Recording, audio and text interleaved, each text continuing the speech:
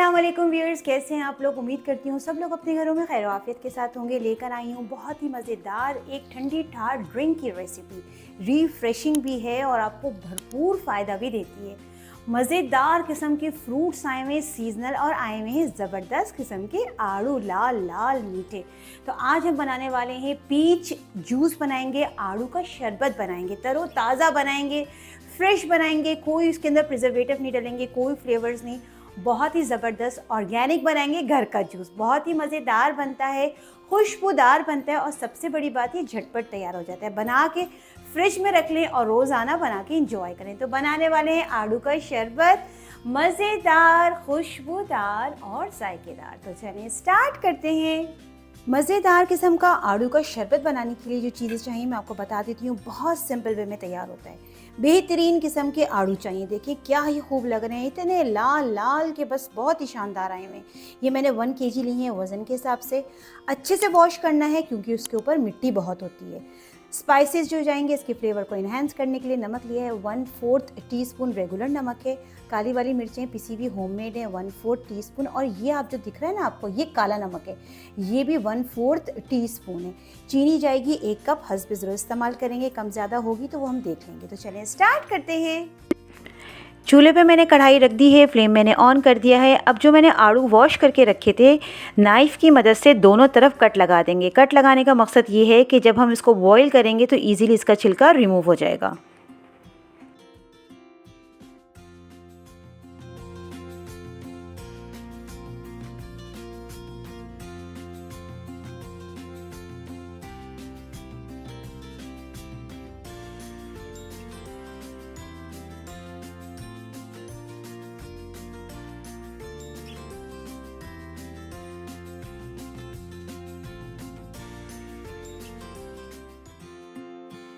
तकरीबन 10 मिनट हो गए हैं मीडियम फ्लेम पे पकते हुए। ढकना मैंने ढक दिया था ताकि जल्दी से गल जाएं। देखें अब हमने क्या करना है, देखिए कितने सॉफ्ट हो गए ना, ये देखें छिलका इसका कितना आसानी से रिमूव हो रहा है।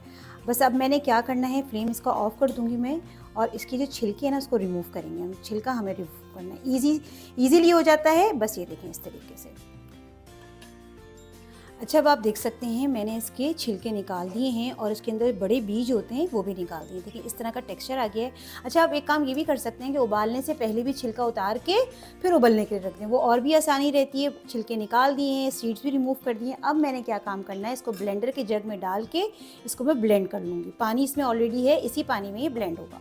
अच्छा मैंने ब्लेंडिंग कर ली थी, देखें इस तरह से बारीक हमने इसका पेस्ट बना लिया। देखिए कितना फ़ाइन इसका टेक्सचर आ रहा है, बहुत ही शानदार।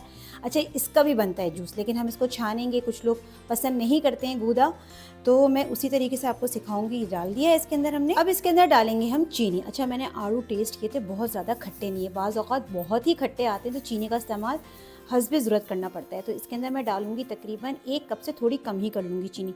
चेक भी कर लूँगी, अगर ज़रूरत होगी तो डाल देंगे। चीनी डाल के इसको पकाना है इतनी देर कि चीनी इसके अंदर अच्छे से डिज़ोल्व हो जाए। अच्छा जिस जग में मैंने इसको पीसा था थोड़ा सा लगा हुआ था, तो हाफ़ ग्लास मैंने पानी डाल दिया। थोड़ा थिक भी हो रहा था, ये है कि थोड़ा पानी भी ऐड हो जाएगा और जग भी हमारा क्लियर हो जाएगा। बस अब हमने इसको पकाना है कि चीनी डिज़ोल्व हो जाए इसके अंदर। बहुत ज़्यादा कोई कुकिंग नहीं करनी, बस इसको मेल्ट होने का वेट करेंगे चीनी के। चीनी इसके अंदर डिज़ोल्व हो गई है, मैंने चेक की थी, तो मिठास थोड़ी कम है, मीठा थोड़ा इसमें अच्छा ही होना चाहिए। जो चीनी मैंने बचाई थी ना, मैं सारी डाल दूँगी, सारी चीनी चली जाएगी। तो इसका मतलब है इसके अंदर 3 पाव आड़ू के अंदर 1 भर के गई है चीनी का 1 कप। ठीक है, तो बस अब चीनी थोड़ी सी और डिज़ोल्व होने का वेट करेंगे। साथ ही हम डाल देंगे स्पाइसेस जो हमने इसके रेडी करके रखे थे। ये देखें क्या ही शानदार लग रहे हैं, इसका तो ज़बरदस्त फ्लेवर आता है। काला नमक का तो ऐसा आता है कि बस बहुत ही ज़बरदस्त फ्लेवर लगता है। तो बस मिक्सिंग कर लेंगे और थोड़ी देर वेट करेंगे चीनी के मज़ीद डिज़ोल्व होने का। अच्छा अब आप देख सकते हैं माशाल्लाह ये परफेक्ट कंसिस्टेंसी में आ रहा है, कलर भी बहुत ही शानदार हो गया, मेरे हिसाब से बिल्कुल रेडी हो गया है। अच्छा आप डायरेक्ट इसमें पानी डाल के इसका शरबत बना सकते हैं, वो थोड़ा सा थिक बनेगा इस तरह का। कुछ लोग पसंद नहीं करते हैं, वो चाहते हैं बिल्कुल शरबत की तरह हो, बिल्कुल फ़ाइन, तो इसलिए मैं इसको छान लूँगी।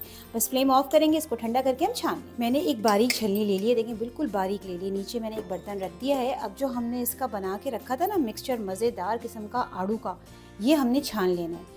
अच्छा ये ऑप्शनल है, अगर आप चाहें तो ऐसे ही बना सकते हैं, ज़रूरी नहीं है आप छानें। जैसे मैंने आपको बताया ये पल्प के साथ जो पसंद करते हैं ना, तो वैसे आप सर्व कर सकते हैं जूस। لیکن میں بنا رہی ہوں چھان کے بھی دکھا رہی ہوں, آپ دونوں طریقے سے بنا سکتے ہیں. بس یہ سارا میں نے ڈال دیا ہے مکسچر. بس اب میں نے اسپون کی مدد سے ہلکے ہلکے اس کو چلانا ہے تاکہ پلپ اوپر رہ جائے اور ایک فائن مکسچر نیچے کی طرف آ جائے. میں نے اس کو اچھے سے چھان لیا ہے. دیکھیں باریک چھلنی کے اندر گودا اوپر کی طرف رہ گیا ہے اور ایک فائن مکسچر یہ دیکھیں کتنا شاندار نیچے کی طرف آ گیا ہے. اچھا اب آپ کو اس کو پریزرو کرنا ہے, فریج میں رکھنا ہے, تو ایئر ٹائٹ آپ ایک جار میں لے لیں یا گلاس کی کوئی بھی باٹل میں لے لیں. میں اس میں ڈال رہی ہوں یہ گودا. یہ دیکھیں ماشاءاللہ کیا زبردست لگ رہا ہے, اتنا شاندار. بس میں نے کیا کرنا ہے, اس کو اس طریقے سے پریزرو کرنا ہے, پریزنٹ بھی کرنا ہے. بھی آپ کو کر کے دکھاتی ہوں گلاسز کے اندر. اچھا اب ہم اس کا شربت بنا لیتے ہیں. سب سے پہلے ڈالیں گے برف, ٹھنڈا ٹھار کر کے چل کر کے جب آپ اس کو پئیں گے نا تو مزہ ہی آ جائے گا. ساتھ میں چلا جائے گا اس کے اندر پانی, جتنی بھی آپ نے سرونگ بنانی ہے. میں 2 گلاس کی بنا رہی ہوں سرونگ, تو 2 گلاس اس کے اندر میں پانی ڈالوں گی. اب جو ہم نے آڑو کا مکسچر تیار کر کے رکھا تھا نا, وہ اس طرح سے میجر کر کے ڈال دیں گے. 3 چمچے ڈال کے دیکھتی ہوں, کم ہوگا تو ہم مزید ایڈ کر لیں گے. اچھے سے چلائیں گے, ٹیسٹ کریں گے, اگر کم لگے گا تو میں مزید ڈال لوں گی.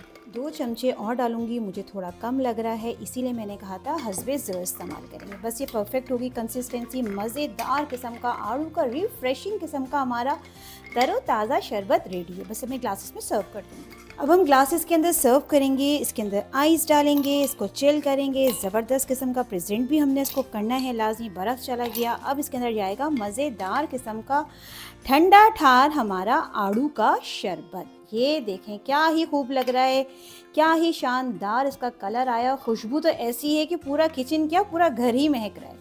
بس میں گلاسز میں سرو کر دوں گی. مزیدار قسم کا ریفریشنگ قسم کی ہماری ڈرنک ریڈی ہو گئی ہے, تر و تازہ قسم کی آڑو کا شربت. اچھا اس کو آپ کیا کر سکتے ہیں, اس طریقے سے جار میں کر کے فریج میں رکھ دیں. جب دل چاہے پانی ڈالیں, برف ڈال کے انجوائے کریں. مزیدار قسم کا ریڈی ہے آڑو کا شربت, الحمدللہ ریڈی ٹو ڈرنک. مزیدار, خوشبودار, ذائقے دار ہمارا آڑو کا شربت ریفریشنگ قسم کا ریڈی ہو گیا ہے. بہت ہی شاندار بنا ہے, اتنا زبردست بنا ہے کہ بنا کے دل ہی خوش ہو گیا. بنا کے فریج میں رکھ دیں.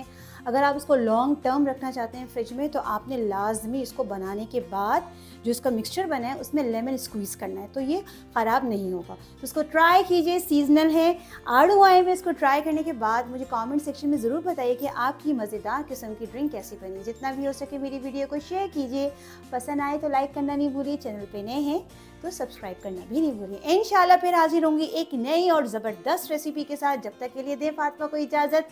اللہ حافظ.